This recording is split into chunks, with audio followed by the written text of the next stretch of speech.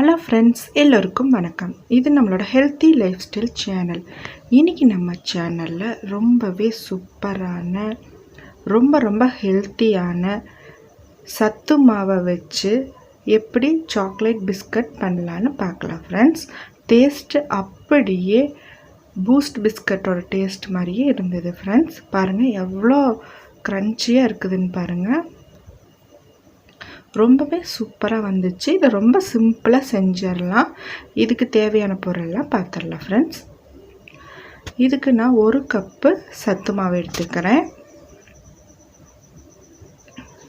இதில் already sweet இருக்கிறதுனால அதே கப்பில் 1/4 கப் அளவுக்கு பவுடர் சுகர் சேர்த்துக்கிறேன் ஃப்ரெண்ட்ஸ்.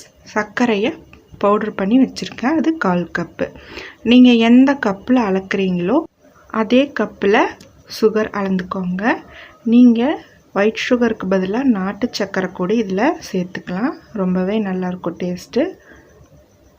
அப்புறமா சாக்லேட் பவுடர் 2 ஸ்பூன் சேர்த்துருக்கேன், பெரிய ஸ்பூன் 2 ஸ்பூன். அப்புறமா 1 ஸ்பூன் பேக்கிங் பவுடர்.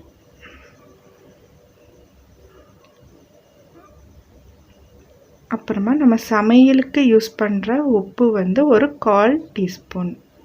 அது நமக்கு டேஸ்ட்டுக்காக சேர்த்துக்கலாம்.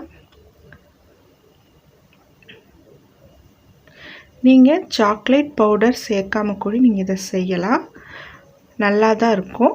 நான் இது சாக்லேட் ஃப்ளேவரில் செய்கிறதுனால 2 ஸ்பூன் சாக்லேட் பவுடர் சேர்த்துருக்கேன். இதையெல்லாம் நல்லா சலித்து எடுத்துக்கலாம் ஃபைன் பவுடராக. இப்போ இதை நல்லா சலித்து எடுத்தாச்சு ஃப்ரெண்ட்ஸ். இப்போ இது கூட நம்ம வெண்ணெய் சேர்த்துக்கலாம். நான் வீட்டிலையே செஞ்ச வெண்ணெய் தான் சேர்த்துக்கிறேன், அன்சால்ட்டட் பட்டர். நீங்கள் சால்ட்டட் பட்டர் வாங்க வேண்டாம், கடையில் வாங்கும்போது அன்சால்ட்டட் பட்டர் வாங்கிக்கோங்க. அப்படி உங்களுக்கு சால்ட்டட் பட்டர் தான் கிடச்சிதுன்னா நீங்கள் இதில் உப்பு சேர்த்தோம் இல்லையா, அதை அவாய்ட் பண்ணிக்கோங்க ஃப்ரெண்ட்ஸ். இப்போ இதில் நல்ல பெரிய ஸ்பூனாக 4 ஸ்பூன் நான் பட்டர் சேர்த்துருக்கேன். நீங்கள் பட்டர் தான் சேர்க்கணுன்ட்டு இல்லை, நீங்கள் நெய் கூட சேர்த்துக்கலாம், இல்லாட்டி ஆயில் கூட நீங்கள் சேர்த்துக்கலாம். ஆனால் பட்டர் சேர்த்திங்கன்னா ரொம்ப டேஸ்ட்டு நல்லாயிருக்கும், பட்டர் பிஸ்கட் மாதிரியே இருக்கும். குழந்தைங்களுக்கு ரொம்பவே நல்லது, நல்ல டேஸ்ட்டாக சாப்பிட்டுக்குவாங்க. இப்போ இது எல்லாத்தையும் நம்ம பிணைஞ்சிக்கலாம். நான் இதில் வெறும் வெண்ணெய் மட்டும்தான் சேர்த்து பிணைஞ்சிருக்கேன் ஃப்ரெண்ட்ஸ். அதிலே பாருங்கள் இந்த மாதிரி பக்குவத்துக்கு வந்துருச்சு. இனி இதில் ஒரு 3 டீஸ்பூன் பால், காய்ச்சி ஆற வச்ச பால் நான் இதில் சேர்க்க போகிறேன் ஃப்ரெண்ட்ஸ். இதில் பால் அதிகமாக தேவையே படாது, வெறும் 3 ஸ்பூன் தான் நான் சேர்த்துருக்கேன்.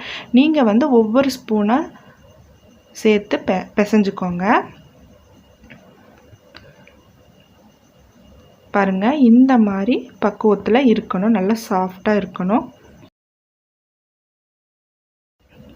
சப்பாத்தி மாவு கன்சிஸ்டன்சியில் தான் இருக்கணும் ஃப்ரெண்ட்ஸ். ரொம்ப லூஸாகவும் பிணைஞ்சிடாதீங்க, ரொம்ப ஹார்டாகவும் பிணைஞ்சிடாதீங்க. இந்த மாதிரி சாஃப்டாக பிணைஞ்சிக்கோங்க, அப்போ தான் உங்களுக்கு பரத்துறதுக்கு ஈஸியாக இருக்கும். இப்போ நான் ஒரு அலுமினியம் பேன் எடுத்திருக்கேன். அதில் கொஞ்சமாக மணல் சேர்த்துக்கிறேன், ஒரு லேயர். இது எம்சாண்டுன்னு சொல்லுவாங்க இல்லையா, அந்த மணல் நான் எடுத்திருக்கேன்.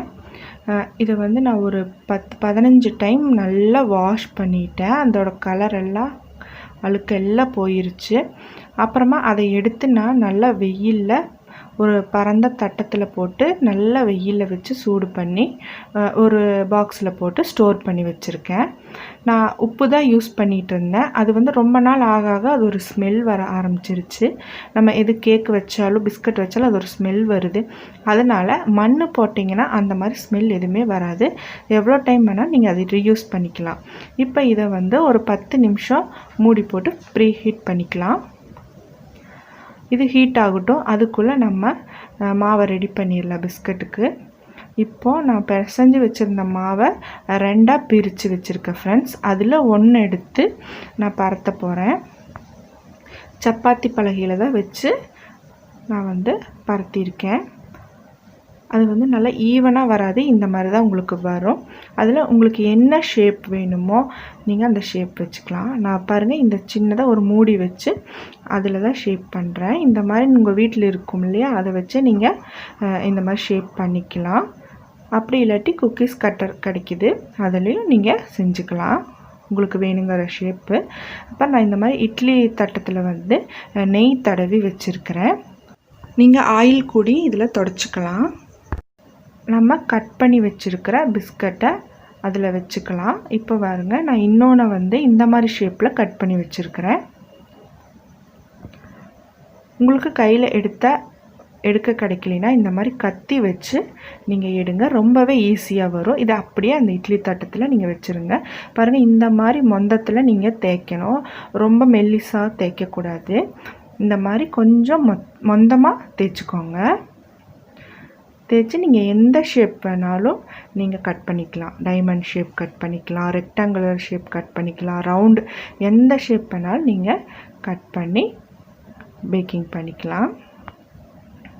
இப்போ இதையெல்லாம் இட்லி தட்டத்தில் வச்சு நான் 3 லேயராக வச்சுருக்கேன். 3 இட்லி தட்டை வச்சு இதை அரேஞ்ச் பண்ணியிருக்கேன்.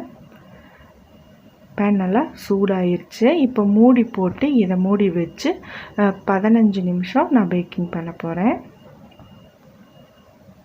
இப்போ 15 நிமிஷம் ஆயிடுச்சு ஃப்ரெண்ட்ஸ். இது நல்லா பேக் ஆயிடுச்சு. தொட்டு பார்த்திங்கன்னா கொஞ்சம் ஹார்டாக இருக்கணும். ஃபஸ்ட்டு பார்க்கும்போது கொஞ்சம் உள்ளையெல்லாம் சாஃப்டாக இருக்கிற மாதிரி இருக்கும். நல்லா இதை ஆற விட்டுருங்க. நல்லா ஆறுனதுக்கப்புறம் இது நல்லா கிறிஸ்பி ஆயிரும், நல்ல மொறுமொறுன்னு ஆயிரும். பாருங்கள், இது நல்லா ஆறிடுச்சு. உங்களுக்கு எடுத்து காட்டுறேன். இது இட்லி தட்டத்தில் வச்சனால இது மாதிரி இட்லி ஷேப்லேயே வந்துருச்சு. இப்போ இது நல்லா ஆறிடுச்சு ஃப்ரெண்ட்ஸ். இப்போ பாருங்கள், இதை நான் உடைச்சி காட்டுறேன். ரொம்ப நல்லா கெட்டியாக இருந்துச்சு. நம்ம கடையில் வாங்குகிற பிஸ்கட் மாதிரியே இருந்துச்சு. டேஸ்ட்டு நம்ம சாக்லேட் பவுடர் போட்டிருந்தனால அப்படியே பூஸ்ட்டு பிஸ்கட்டுன்னு ஒன்று வரும்ல, அதே டேஸ்ட்டில் இருந்தது. ரொம்ப ரொம்ப நல்லா இருந்தது டேஸ்ட்டு. குழந்தைங்க ரொம்ப விரும்பி சாப்பிட்டாங்க இந்த பிஸ்கட்டை. நம்ம இதை ஒரு கண்டெய்னரில், ஏர்டைட் கண்டெய்னரில் ஸ்டோர் பண்ணி வச்சு நம்ம யூஸ் பண்ணிக்கலாம். ரொம்பவே ஹெல்த்தியான, ரொம்ப ரொம்ப டேஸ்டான சத்து மாவு சாக்லேட் பிஸ்கட் ரெடி ஆயிடுச்சு ஃப்ரெண்ட்ஸ். நீங்களும் உங்கள் வீட்டில் இந்த மாதிரி செஞ்சு கொடுத்து அசத்துங்க. கண்டிப்பாக ட்ரை பண்ணி பாருங்கள் ஃப்ரெண்ட்ஸ். இன்னும் நிறைய புது புது ரெசிபிஸ் நம்ம சேனலில் வந்துகிட்டே இருக்குது. நிறைய பேர் பார்க்குறீங்க, ஆனால் சப்ஸ்கிரைப் பண்ண மறந்துடுறீங்க. மறக்காமல் நம்ம சேனலை சப்ஸ்கிரைப் பண்ணுங்கள். பக்கத்துலேயே பெல் பட்டன் இருக்கும், அதை கிளிக் பண்ணி ஆள் கொடுங்க. அப்போ தான் நான் போடுற வீடியோஸ் எல்லாமே நீங்கள் உடனுக்குடனே பார்க்க முடியும். மீண்டும் அடுத்ததாக ஒரு சூப்பரான வீடியோவில் நம்ம மீட் பண்ணலாம். Thank you friends.